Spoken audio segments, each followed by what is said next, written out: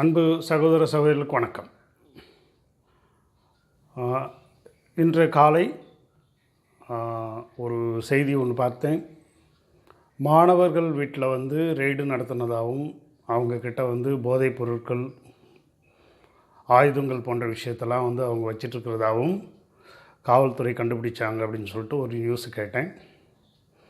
என்னுடைய கருத்தை இதற்காக பதிவிக்கலாம் அப்படின்னு சொல்லியிருக்கேன். இன்றைய இளைஞர்கள் பார்த்திங்க அப்படின்னா, இளைஞர்கள்ன்றவங்க ஒரு நாட்டினுடைய மிகப்பெரிய சொத்து அப்படின்னு சொல்லிட்டு சொல்லலாம். ஒரு நாட்டினுடைய சொத்து, ஒரு வீட்டினுடைய சொத்து. ஒரு வீட்டில் தாய் தந்தையர்கள் கடினப்பட்டு ஒரு திருமண பந்தத்தில் ஈடுபட்டு அவர்கள் ஒரு பிள்ளைகளை பெற்று கடினமான பணிகளை செய்து வருமானத்தை ஈட்டி இந்த பிள்ளைகளை கரையேற்றுறாங்க. காடு மேடெல்லாம் விற்று தன்கிட்ட இருக்கிற அந்த நகைகள்லாம் விற்று அவர்களுக்கு படிப்பை சொல்லி கொடுக்குறாங்க. வேலை வாய்ப்பு, சரியான வேலை வாய்ப்பு, படித்த படிப்புக்கு வேலை வாய்ப்பு சரியாக கிடைக்காததனுடைய ஒரு காரணத்தினால இந்த இளைஞர்கள் என்ன ஆகிடுறாங்க அப்படின்னா, அவர்களுடைய சிந்தனைகளை எதிர்மறையான விஷயங்களில் போயிடுறாங்க. இந்த உலகம் முழுக்க பார்த்திங்க அப்படின்னா, மனிதர்களுடைய வாழ்வு மனித வாழ்வு அப்படின்னா அது ஒரு ப்ரோக்ராம்டு வாழ்வு அப்படின்னு தான் சொல்லணும்.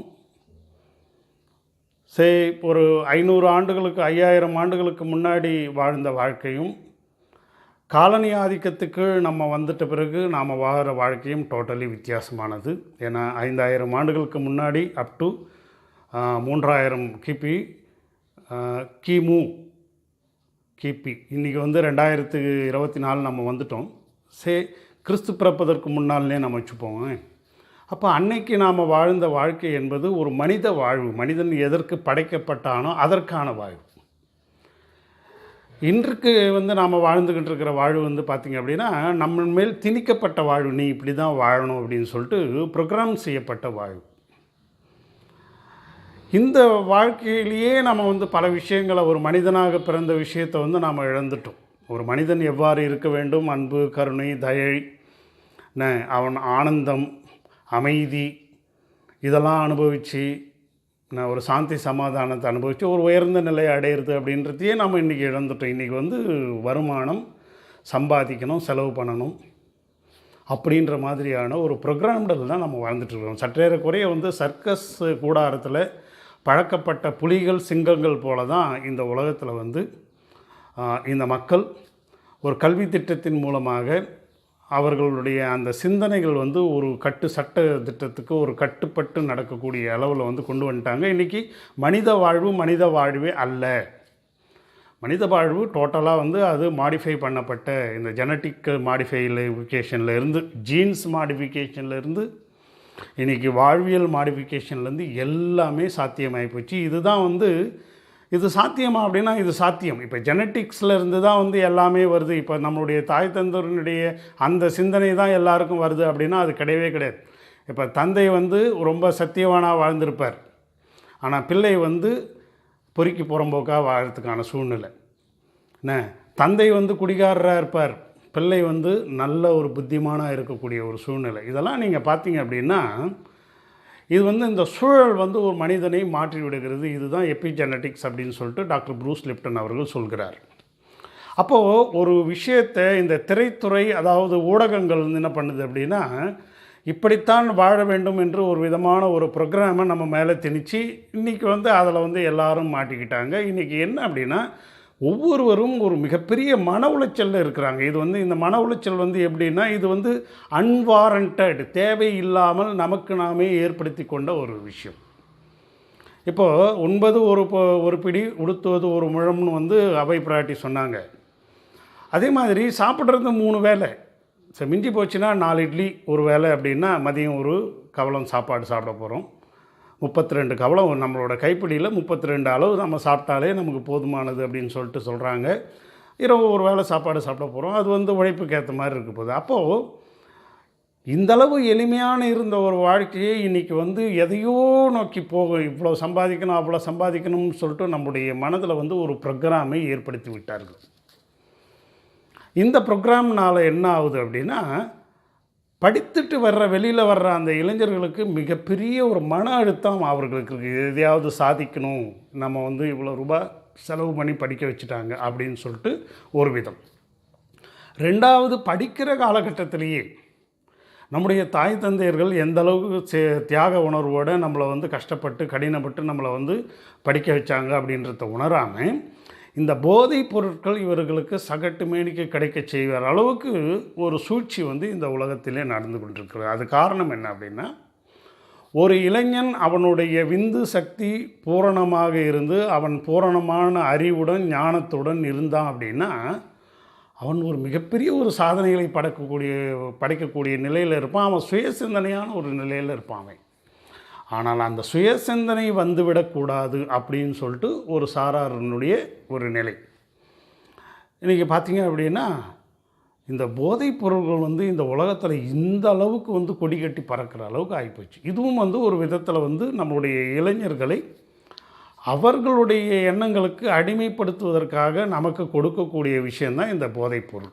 சரி, இந்த போதைப் பொருள் அவங்க கொடுக்குறாங்க. ஒருத்தன் குழி வெட்டி வச்சுருக்கான், நாம் போய் விழுந்துடுறோம். அப்போ யார் மேலே தப்பு அப்படின்னா, நாம் அறியாமை அந்த இருக்கிறதுனால தான் இந்த தப்பு. இது எல்லாத்துக்கும் அடிப்படை காரணம் என்னென்னா, ஒரு உயிரினுடைய முக்கியத்துவம் என்ன அப்படின்றது இந்த இளைஞர்களுக்கு சொல்லி கொடுக்காதது தான். வாழ்க்கையினுடைய முக்கியத்துவம் என்ன, ஒரு உயிரினுடைய முக்கியத்துவம் என்ன, நாம் ஏன் இந்த பூமியிலே வாழ வேண்டும். ஏதோ வந்து இந்த போதைப் பொருள் கிடைச்ச உடனே அதில் வந்து தன்னை மறந்து கஞ்சா போன்ற விஷயங்கள்லாம் அடிச்சுட்டு தன்னை மறந்து இருந்து இருக்கிறது தான் வாழ்க்கையா? அதுக்கு நம்ம தூங்கிக்கிட்டே இருக்கலாமே, தூக்க மாத்திரை போட்டு தூங்கிட்டுறது அது ஒரு இருக்கலாம் இல்லையா? அப்போது இந்த போதைப் பொருளை வந்து சாப்பிடும்போது என்ன ஆகுதுன்னா, மூளை தன்னுடைய அந்த செயல்பாட்டை இழந்து விடுகிறது. அப்போ என்ன ஆகுது அப்படின்னா, குடிகாரர்களும் இந்த மது பிரியர்களும், மது சாப்பிட்றவங்க, இந்த போதைப் பொருள் சாப்பிட்றவங்க, இவங்களாம் மனிதனாக இல்லாமல் மிருகமாகவும் இல்லாமல், மிருகம் வந்து என்றைக்குமே போதைப் பொருளை சாப்பிட்டு இந்த மாதிரி ஆடினது கிடையாது. ஆனால் மிருக நிலையிலும் கீழாக இவர்கள் தன்னையும் இது பண்ணுறாங்க. இன்றைக்கி பார்த்திங்க அப்படின்னா கூட்டு பாலியல் பலாத்காரம் எங்கே பார்த்தாலும் இருக்குது. அதே மாதிரி இன்றைக்கி பார்த்திங்க அப்படின்னா ஒழுங்கான ஒரு இந்த காதல் அப்படிலாம் வந்து ஒரு உண்மையான ஒரு அன்பு, உண்மையான இது அப்படிலாம் இல்லாமல் இந்த பாலியல் தூண்டுதலுக்காகவே சில பேர் வந்து சிறு வயதிலேயே இந்த மாதிரியான உறவுகளை ஏற்படுத்தி கொண்டு ஒருத்தருடைய வாழ்க்கையை வந்து அவர்கள் சீரழித்து கொள்ளக்கூடிய நிலையில் இங்கே இருக்காங்க. ஆனால் இன்றைக்கும் வந்து சத்தியத்தோடு இருக்கிறவங்க ஒரு நல்ல ஒரு உண்மையான அன்பை வந்து பெண்ணின் மேல் வைத்து அவளை வந்து கரம் பிடிச்சு நல்லா இருக்கிறவங்களும் இருக்காங்க. அதே நேரத்தில் அப்பா அம்மா பார்த்து வச்சு அவங்க நல்லபடியாக கல்யாணம் பண்ணிட்டு நல்ல ஒரு குடும்பத்தை எடுத்து நடத்துகிறவங்களும் இருக்காங்க. ஆனால் அதே நேரத்திலே ஒரு சில இளைஞர்கள் இந்த இதில் வந்து டீரெயில் ஆகிடுறாங்க, நன் வாழ்க்கையிலேருந்து டீரெயில் ஆகிடுறாங்க. அதுக்கு முக்கியமான காரணம் இந்த இளைஞர்கள் தங்களுடைய உயிரினுடைய தன்மையை உணராது தான். அப்போது இதை வந்து நாம் வந்து நம்முடைய பெற்றோர்கள் வந்து என்ன பண்ணணும் அப்படின்னா, இதை வந்து அவர்களுக்கு எடுத்து சொல்லணும். இன்றைக்கி பார்த்திங்க அப்படின்னா இன்டர்நெட் அப்படின்ற ஒரு விஷயம் கை அடக்கத்தில் வந்து ஒரு மிகப்பெரிய யூனிவர்சிட்டி இருக்குது. நன்மையும் தீமையும் அதில் பொருந்தி இருக்குது. ஒருத்தன் வந்து பார்த்திங்க அப்படின்னா போர்னோகிராஃபி என்று சொல்லக்கூடிய பாலியல் தூண்டுதல்கள்லாம் ஏற்படுத்தக்கூடிய மிக மோசமான விளைவுகளை சிறு வயதிலேயே ஒரு 10 வயசு 12 வயசுலேருந்தே அதை பார்த்து தன்னுடைய உயிராற்றலை எடுத்துகிட்டு போயிட்டு பாத்ரூமில் வேஸ்ட் பண்ணி தன்னுடைய சக்தியே இழந்து போகக்கூடிய ஒரு சூழ்நிலையும் அதில் இருக்குது. அதே நேரத்தில் இந்த உலகம் முழுக்க என்னென்ன நன்மைகள் நடக்குது, இந்த மக்கள்லாம் எவ்வளோ பெரிய சாதனைகள்லாம் படைக்கிறாங்க, இந்த மக்கள் என்னென்ன நன்மையாக வாழுறாங்க, அந்த காலத்தில் 5000 3000 வருஷங்களுக்கு முன்னாடியெல்லாம் எப்படி வாழ்ந்தாங்க, அந்த தகவல்களும் இதில் தான் கிடைக்கப்படுது. இன்னொரு முக்கியமான விஷயம், வரலாறு அப்படின்றத ஒரு விஷயத்தை தாண்டி நம் உடம்பு எந்த அளவுக்கு முக்கியத்துவமானது, இது வந்து எவ்வளவு பெரிய பொக்கிஷம், இதுக்குள்ளே வந்து ஏறக்குறைய 50 ட்ரில்லியன் செல்கள் இருக்குது, ஏறக்குறைய 50லேருந்து 75 ட்ரில்லியன் செல்கள் நமக்குள்ளே உயிர்களாக இருக்கின்றன அப்படின்ற ஒரு ரகசியத்தை நீங்கள் இந்த பயாலஜி ஆஃப் பிலீஃப் அப்படின்ற அந்த புத்தகத்தை நீங்கள் போய் அந்த ப்ரூஸ் லிப்டனுடைய விஷயத்தை நீங்கள் போய் பார்த்தீங்கன்னா தெரிஞ்சுக்கலாம். 2வது, இந்த உடல் இயக்கம் உள்ளுக்குள்ளே வந்து உடம்பு வந்து எந்த அளவுக்கு இயங்கிட்டு இருக்குது, இதுக்குள்ளே வந்து எவ்வளோ நுண்ணுயிரிகள் இருக்குது. இன்றைக்கி நாம் வந்து சின்ன சின்ன வைரஸ்களை பார்த்து பயந்துட்டுருக்கிறோமே. இந்த உடம்பில் இந்த வெள்ளை அணுக்களும் இரத்த அணுக்களும் நோய் எதிர்ப்பாற்றலும் எவ்வாறு நம்ம வந்து வெளியிலேருந்து வரக்கூடிய அந்த கிருமிகளிலிருந்து நம்ம எந்த அளவுக்கு காப்பாற்றுது அப்படின்ற விஷயத்தையும் நாம் இந்த இதில் நம்ம கையடக்க அந்த இது இருக்குது பார்த்திங்களா, செல்ஃபோனு, இதிலேருந்து நாம் இன்டர்நெட் வலைதளத்துலேருந்து நாம் கண்டுபிடிச்சி பார்க்கலாம். இன்றைக்கி பார்த்திங்க அப்படின்னா இந்த மனதை செம்மைப்படுத்தக்கூடிய விஷயங்கள், அதே மாதிரி எவ்வாறு சம்பாதிக்கலாம், இளைஞர்கள் எவ்வாறு சம்பாதிக்கலாம். இப்போ நாங்கள் கூட வந்து ஒரு வியாபாரத்தில் ஈடுபட்டிருக்கோம். 4 லைஃப் த இம்யூன் சிஸ்டம் கம்பெனின்ற ஒரு கம்பெனி வியாபாரத்தில் ஈடுபட்டிருக்கோம். 0%, அதாவது முதலீடு என்பது ஏறக்குறைய ஒரு 10,000 முதலீடு வச்சாலே ஒரு அற்புதமான ஒரு வியாபார வாய்ப்பை ஏற்படுத்தக்கூடிய அளவில் இருக்குது. மாறாக நம்மளுடைய எண்ணங்கள்லாம் எங்கே போகுது அப்படின்னா, உழைக்காமல் சம்பாதிக்கக்கூடிய ஒரு விஷயம். இன்றைக்கி பார்த்திங்க அப்படின்னா ஷேர் மார்க்கெட்டை வந்து இன்றைக்கி பட்டி தொட்டி எல்லாம் எடுத்துகிட்டு கொள்ள வரக்கூடிய நிலையில் இந்த ஷேர் மார்க்கெட்லாம் வந்துடுச்சு. இந்த ஷேர் மார்க்கெட் மூலமாக என்ன பண்ணுறாங்க அப்படின்னா, இந்த ஷேர் மார்க்கெட்டே பார்த்திங்க அப்படின்னா இது வந்து ஒரு விதமான கேம்பிளிங் தான். இது எல்லோரும் சொல்லுவாங்க, இது வந்து நாம் வந்து ஷேர் மார்க்கெட்னால் ஒரு கம்பெனியில் வந்து முதலீடை போடுறோம் அப்படின்னு சொல்லிட்டு. ஆனால் முதலீடு வந்து பெரிய அளவில் போட்டு அதை வந்து ட்ராக் பண்ணி எடுத்துகிட்டு வர்றவங்களுக்கு ஒரு விதமான ஷேர் மார்க்கெட்டும், ஆனால் இந்த சாமானியர்கள்லாம் போடக்கூடியது பார்த்திங்களா, எந்த கம்பெனியில் எப்படி போடுறோன்னே தெரியாமல் அப்படின்னு போட்டு தன்னுடைய பணத்தை இழக்கிறவர்கள் ஒரு புறமாக இருக்காங்க. அப்போ உழைக்காமல் இன்வெஸ்ட்மெண்ட் செய்யணும். எல்லாருமே இன்றைக்கி வாரன் பஃபெட்டை வந்து பார்க்க ஆரம்பிச்சிட்டோம். இன்றைக்கி அதே மாதிரி பார்த்திங்க அப்படின்னா டிவியிலலாம் வந்து எல்லா தலைவர்களும் பேசுவது மாதிரி ஆர்டிஃபிஷியல் இன்டெலிஜென்ஸில் பேச வைக்கிறாங்க. மன்மோகன் சிங் வந்து பேசுகிற மாதிரி பேசுகிறாரு, ரத்தன் டாட்டா வந்து பேசுகிற மாதிரி பேசுகிறாரு. இது எல்லாமே அவர்கள் பேசியது கிடையாது. இது வந்து ஆர்டிஃபிஷியல் இன்டெலிஜென்ஸில் அவர்கள் பேசுவது போல் சொல்கிறாங்க. ஒன்றில் ஒரு 22,000 ரூபாய் இன்வெஸ்ட்மெண்ட் பண்ணிங்க அப்படின்னா உங்களுக்கு ஒரு மிகப்பெரிய வாழ்க்கை வந்து இருக்குது அப்படின்றாங்க. ஆனால் இந்த 22,000 ரூபாய் எந்த இடத்துல போகுது அப்படின்றது யாருக்குமே தெரியாது. சரி, அதை வந்து மறுபடியும் நீங்கள் ட்ராக் பண்ணி கொண்டு வரணும் அப்படின்னா முடியவே முடியாது. ஸோ இப்போ இன்றைக்கி வந்து அந்த மாதிரியான பங்கு வர்த்தகம் கிரிப்டோ முதல்லாம் பார்த்திங்க அப்படின்னா 50 லட்சம் 60 லட்சம் கொண்டு போய் போடக்கூடிய அளவில் இன்றைக்கி இருக்குது. இந்த மாதிரியான எதிர்மறை விஷயங்களையும் தெளிஞ்சு நாம் அதில் மாட்டாமல் இருக்கிறதுக்கான ஒரு சிறந்த ஒரு யுக்தியையும் இந்த நம்ம கையடக்க செல்ஃபோனில் நாம் கண்டுபிடிக்கலாம். அதே மாதிரி எந்த விதமான செலவினங்கள் இல்லாமல் தொழில்களை தொடங்கக்கூடிய 4 லைஃப் மாதிரி ஒரு மிகச்சிறந்த அற்புதமான கம்பெனிகளை பற்றின ரகசியங்களையும் இந்த செல்ஃபோனில் நம்ம கண்டுபிடிக்கலாம், பார்க்கலாம், அதை பற்றி கற்றுக்கலாம். ஸோ இப்படிப்பட்ட ஒரு நிலை இருக்கும் பொழுது இந்த இளைஞர்கள் இன்றைக்கி தன்னுடைய ஏதோ ஒரு இயலாத தனத்தால் இவர்கள் தன்னுடைய தன்னம்பிக்கையை இழந்த காரணத்தினால அல்லது வந்து இந்த அல்பத்தனத்திற்கு ஆசைப்பட்டு சிறிதளவில் அப்படி போயிட்டு கொஞ்சம் கொஞ்சமாக இந்த சுற்றி இருக்கின்ற மக்கள் அதை வந்து சுற்றி இருக்கின்ற அந்த இளைஞர்கள்லாம் வந்து கொஞ்சம் ஊக்கப்படுத்தி இதை நீ சாப்பிடு, பீடி அடி, சிகரெட் அடி, போதைப்பொருள் சாப்பிடு, இந்த மாதிரி வந்து இவர்கள் கொண்டு போகிறதுனால என்ன ஆகிடுது அப்படின்னா இந்த மிஸ்சீவ்ஸ், அதாவது தேவையில்லாத ஒரு விஷயங்களில் இவங்க போய் மாட்டிக்கிட்டு தவறான விஷயங்களில் மாட்டிக்கிட்டு இவர்களுடைய வாழ்க்கையை இழக்கிறார்கள். ஸோ அப்போ இதெல்லாம் வந்து யார் வந்து சொல்லிக் கொடுக்கணும் அப்படின்னா, இதன் மூலமாக வந்து அழிந்த இப்போ வந்து போதைப் பொருளால் அழிஞ்ச 10 பேர் வந்து இதை வந்து நாங்கள் இந்த மாதிரி ஆகிட்டோம் அப்படின்னு சொல்லிட்டு சொன்னாங்கன்னா நிச்சயமாக இந்த இளைஞர்கள் பண்ணுவாங்க. ஆனால் இன்றைய காலகட்டத்தில் அந்த மாதிரி சொல்வதற்கு வாய்ப்பு கிடையாது. அந்த மாதிரி சொல்ல விட மாட்டேன்றாங்க. தன்னுடைய கௌரவம் போயிடும் அப்படின்றதுக்காக பல பேர் சொல்லவும் மாட்டேன்றாங்க. அதனால் இன்றைக்கு வந்து இந்த இளைஞர்களை நாம் திருத்தணும் அப்படின்னா என்ன பண்ணணும் அப்படின்னா, இந்த போதைப் பொருள்களால் எந்த அளவுக்கு குடும்பங்கள் சீரழிஞ்சிட்ருக்குது.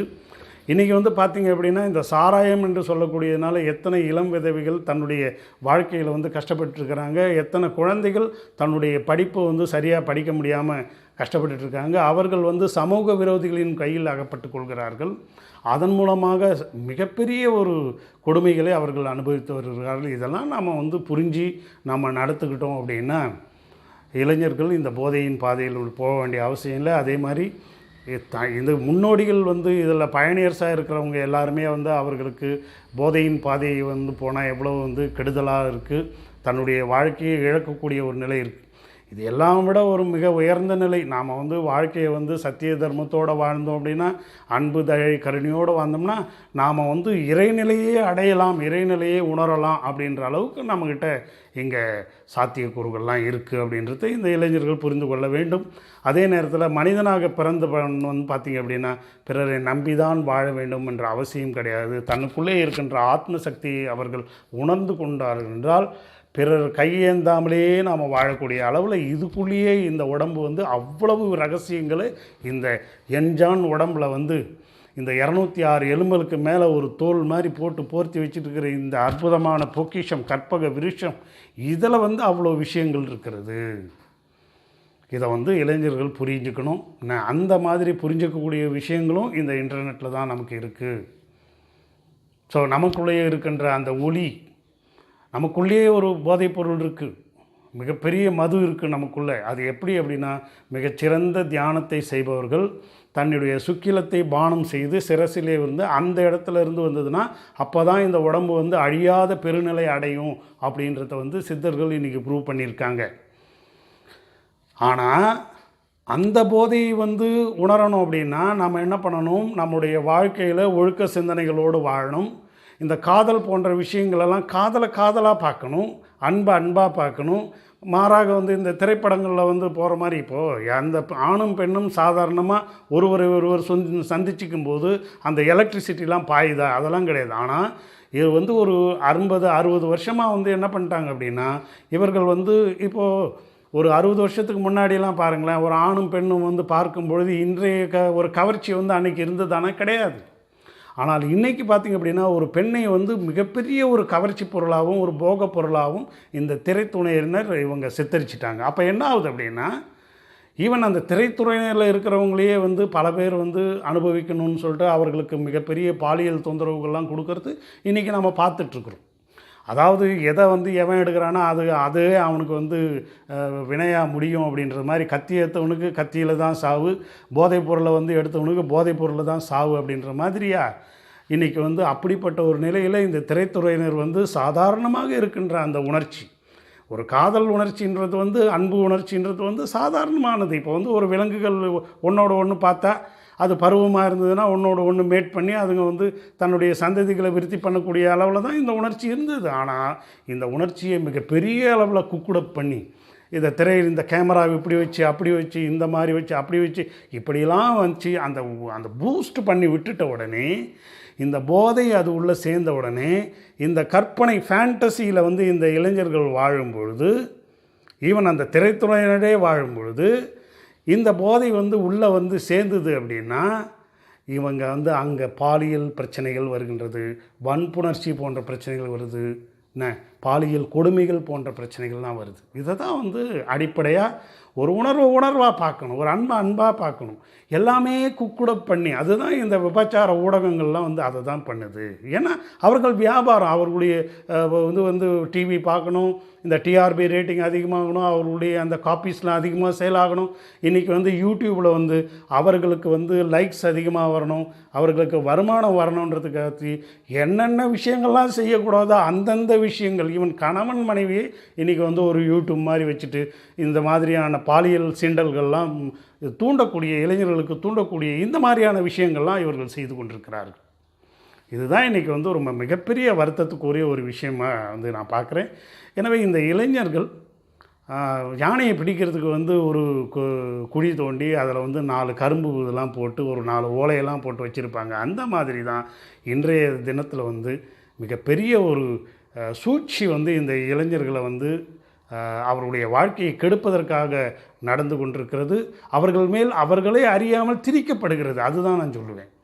இப்போது ஒரு விஷயம் அறிவுன்னு நிலையில் இருக்கிறவங்க கிடையாது. ஏன்னா இன்றைக்கி வந்து படிப்புன்றது வந்து பார்த்திங்க அப்படின்னா அறிவை தூண்டுவதாக இல்லை, அறிவை வளர்க்கக்கூடியதாக இல்லை, அடிமைத்தனத்தை வந்து அதிகமாக வளர்க்கக்கூடியதாக இருக்குது.